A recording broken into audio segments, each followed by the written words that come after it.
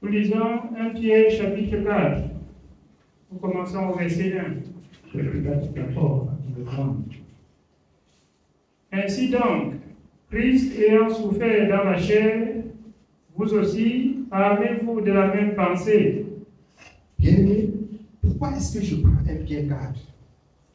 Pourquoi je prends 1 Pierre 4? Jésus a souffert dans la chair. Dieu, vous savez, Jésus a paru pour sauver les pécheurs. Mais pour sauver les pécheurs, il y avait un prix à payer, la souffrance. Je veux rafraîchir la mémoire du peuple de Dieu ce soir. Vous avez aussi un prix à payer pour être sauvé et pour sauver aussi ceux qui sont autour de vous. Souffrir même de quelques injustices. Souffrir qu'on vous traite de n'importe quoi. Mais que le but de vos paroles soit la vérité et le désir que ceux qui sont autour de vous soient sauvés. Par moments, on trouve qu'on exagère un peu avec la parole que nous prêchons. Mais je vais dire encore, je vais encore plus exagérer. Je n'ai pas cru pour plaire aux hommes. Je ne peux pas aussi être serviteur pour plaire aux hommes. Mais je dois plaire à mon Créateur. Dieu a tant aimé le monde qu'il a envoyé Jésus-Christ, son Fils. La parole dit qu'on soit armé de la même pensée que Jésus, parce qu'il a souffert pour que toi et moi, on soit sauvés. Bien-aimés, nous savons bien que le chemin de la justice est tellement rétréci. Elle est glissante. C'est la souffrance qu'on peut endurer sur cette chemin pour avoir la vie éternelle. Mais armez-vous de la pensée de Jésus. Il a été craché dessus. On a humilié. On a hurlé sur lui. Il a supporté. Pour que la parole de Dieu s'accomplisse. Supporter aussi quelques souffrances pour le but que la parole de Dieu aussi s'accomplit en votre personne. Supporter quelques souffrances pour que la parole aussi s'accomplisse. Beaucoup, quand ils remarquent la souffrance, ils décalent sur la voie qu'ils ont empruntée. Ils décalent sur le chemin qu'ils ont emprunté.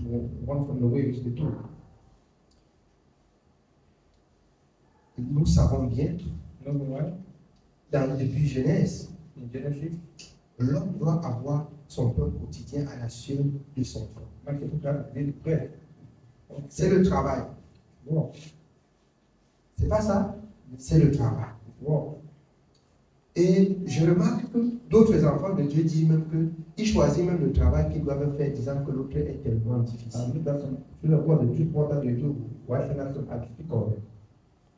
Pendant que la parole de Dieu dit que ce que ta main trouve de faire, fais-le.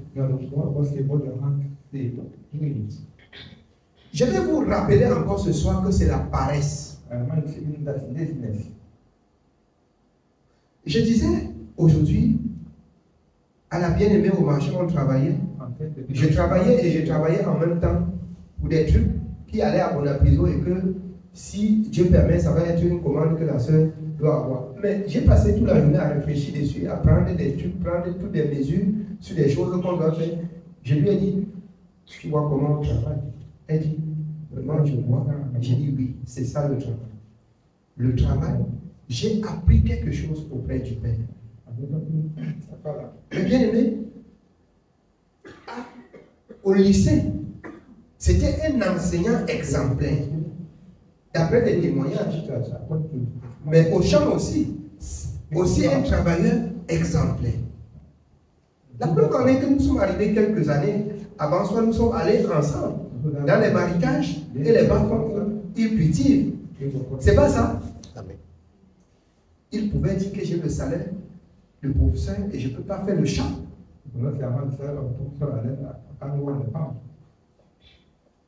Mais il faisait pour cela.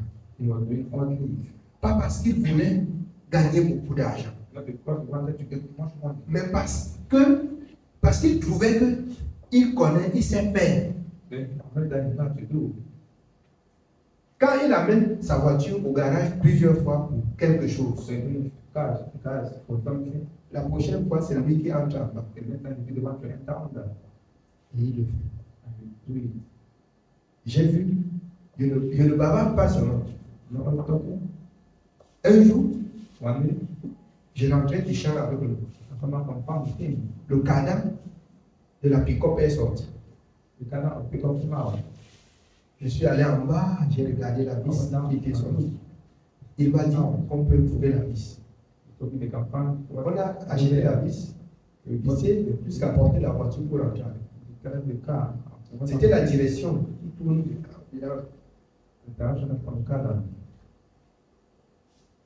C'était la direction du milieu. On a débattu. On a débattu.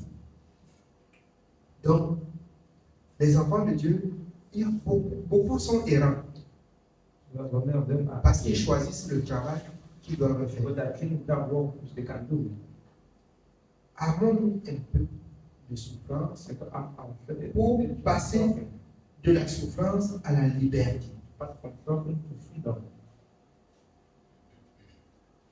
Moi particulièrement,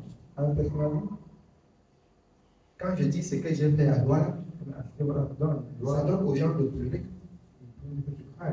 Après, quand on me voit aujourd'hui, on peut dire, il a l'argent, il a fait une grosse maison. Si vous voyez mon parcours, dans Douala, si on vous dit de faire ça, vous allez le faire. J'ai travaillé. J'ai travaillé. Jusqu'à présent, quand je voyage pour le Nigeria, pour les achats, je disais à la bien-aimée, par moment, je travaille jusqu'à ce que j'arrête le travail à 23h minuit. Comme je commence le matin, on commence à 5h. Je sélectionne.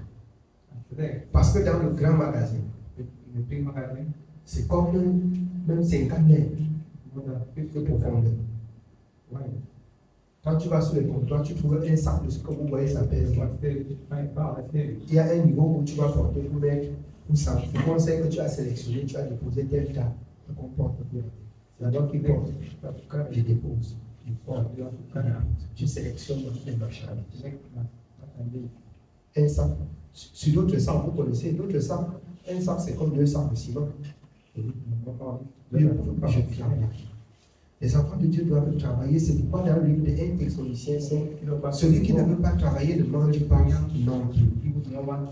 Ça, c'est la souffrance physique. Maintenant, passons à la souffrance spirituelle. Il s'agit de la persécution que vous pouvez endurer pour le service de Dieu. C'est un autre volet de souffrance. Armez-vous de la même pensée que Jésus. Jésus n'a pas lâché. Jésus n'a pas abandonné. Il a tout fait pour accomplir la mission auquel il a reçu du Père pour que toi et moi, on soit sauvés. Il faut être armé de la même pensée. Les difficultés viendront. Mais il faut avoir dans ton esprit que quelqu'un a vécu les difficultés pour toi. Et tu dois, par cet esprit de persévérance, vaincre. Amen. Oui, bien aimé. Car celui qui a souffert dans la chair en a fini avec les péchés, afin de vivre non plus selon les convoitises des hommes, mais selon la volonté de Dieu pendant le temps qui lui reste à vivre dans la chair. Il ne vit plus pour que les hommes l'acceptent, pour que les hommes disent qu'il a, il n'a pas, il a mangé, il n'a pas mangé. Il ne vit plus pour que les hommes l'apprécient, mais il vit pour que Dieu l'accepte. Il vit pour que Dieu accepte que celui-ci écoute mon conseil et garde. Mais si tu veux vivre aussi comme le diamant, il va falloir qu'on arrive chez toi et on trouve aussi que tu as la Mercedes garée à la cour. Il va falloir qu'on arrive chez toi, qu'on trouve aussi que tu as telle chose. Comme les autres, tu en as. Mais plus que tu ne vis pas pour plaire aux hommes, pour qu'on arrive chez toi et on convoite, pour que tu arrives chez les autres et que tu convoites, tu fais ce qui est à ton niveau. Et tu ne regardes pas ce que les autres font. Là, tu ne vis plus pour les hommes. Tu ne convoites plus au monde, dans le monde. Mais tu vis par les moyens que Dieu t'a donnés. Parce que la convoitise, en fait, c'est elle qui conduit le peuple en erreur. En erreur. Beaucoup d'enfants se prostituent parce qu'ils veulent avoir tel vêtement et telle voiture. C'est tout. Si vous entrez dans leur cœur, ce que vous allez chercher, ce que vous allez trouver, vous cherchez ce que vous allez trouver dans leur cœur. Vous allez trouver dans leur cœur la belle voiture, la piscine, une belle maison. Alors, tout ça là, la convoitise du monde. C'est tout le plaisir là qu'ils cherchent. Vous n'allez jamais trouver dans leur cœur la pensée de la vie éternelle. Vous n'allez jamais trouver dans leur cœur. Or, ça ne voudrait pas dire que celui qui a la pensée de la vie éternelle ne peut pas vivre ce bien. Celui qui a la pensée de la vie éternelle peut vivre ce bien si Dieu lui a accorde. C'est pas ça? Tu ne peux pas oublier que tu dois servir Dieu. Que Dieu t'accorde ce qui est nécessaire pour toi. Pour toi-même chercher ce qui est bien pour toi. Mais en travaillant de tes propres mains, en servant Dieu, sans aller au-delà de ce que Dieu a dit, Dieu peut faire de toi ce que, bien aimé, ce que tu désires. Quand tu gardes sa parole. Mais il faut que tu sois loin de la convoitise. Amen. Oui, bien aimé. Nous continuons au verset 3. C'est assez, en effet, d'avoir dans le temps passé accompli la volonté des païens en marchant dans la dissolution, les convoitises, l'ivrognerie, les excès du manger et du boire et les idolâtries criminelles. Accomplissant ainsi la volonté des païens, tu vas marcher, boire aussi comme eux et saouler aussi comme eux. Tu bois une bouteille, il retire un verre, tu retires un verre. Il retire l'autre, tu retires l'autre. Parce qu'il ne faut pas qu'il te dépasse. Si on vous a offert et que c'est un homme qui coûte cher, c'est pas ça. Il faut que si, comme il a retiré, tu retires aussi. Même si ça dépasse ton ventre, il faut que tu bois quand même. C'est votre argent à deux. Voilà. On dépose un champagne qui coûte peut-être, comme j'ai vu. J'ai vu l'autre, on a dit que ça coûtait combien de millions là. Je bois. On ouvre comme ça, tu prends un verre. On vous offre ça à deux. Tu prends un verre. Tu sens que ça va, tu bois l'autre à deux verres. Tu peux prendre ta part parce que ça coûte cher et quand même c'est pour vous. C'est la convoitise. Ça marche tout. Tu fais excès. La sagesse voudrait que si c'est demi-verre qui te suffit, reste avec tes demi-verres. La religion a condamné. Mais quand nous lisons Proverbe 20, comme j'ai touché à ça, lisez Proverbe 20, verset 1 avant de revenir sur ce passage. Nous lisons Proverbe chapitre 20, commençons au verset 1. Le vin aime au cœur, des boissons fortes sont tumultueuses. Quiconque en fait excès n'est pas sage. Quiconque en fait excès n'est pas sage. La sagesse voudrait que si c'est le cas, tu prends ton cas, tu te recueilles. Quiconque en fait excès n'est pas sage. Le sage ne convoite pas. Le sage ne cherche pas à avaler le tout. Amen. C'est pour cela que j'ai touché la boisson. Et en fait, parce que c'est ce qui conduit beaucoup de personnes dans des mauvaises choses. Quand ils ont saoulé, on peut les entraîner dans n'importe quelle. Vous voyez, généralement dans le monde, quand on organise les cérémonies, il faut qu'il y ait beaucoup de boissons. Et quand il y a beaucoup de boissons, il y a aussi beaucoup d'ivrognerie. il n'y a pas la suite, beaucoup de dégâts. C'est pas ça?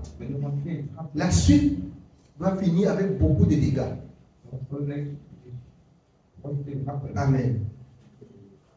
Nous rentrons dans le livre de 4. Nous continuons au verset 4 de 1 Pierre chapitre 4. Aussi trouve-t-il étrange que vous ne vous précipitiez pas avec eux dans les mêmes débordements de débauche et ils vous calomnient. Il voit que vous ne tombez pas sur ça pour boire comme eux. Et regarde quand on offre le champagne entre toi et ton ami. Tu prends tes milliers, tu bois, tu t'assois, tu le regardes boire. Mais il se fâche que tu lui as abandonné la bouteille. Mais est-ce que tu devais avaler la bouteille? Si ça n'a pas fini, est-ce que vous êtes obligé de vous laisser aussi? C'est pas ça. Il se fâche parce que tu n'es pas entré dans le même débordement que lui. Mais si tu es un insensé, comme il est déjà à 2 verres, tu vas chercher à prendre 3 verres. Quiconque est sage ne fait pas excès. Amen. Oui, bien aimé. Il rendra compte à celui qui est prêt à juger les vivants et les morts, car l'évangile a été aussi annoncé aux morts, afin que, après avoir été jugés comme les hommes quant à la chair, ils vivent selon Dieu quant à l'esprit. La fin de toutes choses est proche. Soyez donc sages et sobres pour vaquer à la prière. La fin de toutes choses est proche. Soyons donc sages et sobres pour vaquer à la prière. La vie d'un enfant de Dieu, c'est la prière. La vie d'un enfant de Dieu, c'est la méditation. La vie d'un enfant de Dieu, c'est la crainte de l'Éternel. La vie d'un enfant de Dieu, c'est l'amour à la parole de Dieu. C'est ça la vie d'un enfant de Dieu. Amen. Que le Seigneur nous bénisse. Je ne vais pas être long ce soir. Je trouve que beaucoup parmi vous sont fatigués, y compris ces enfants qui sortent de l'école. Amen. Que Dieu soit béni.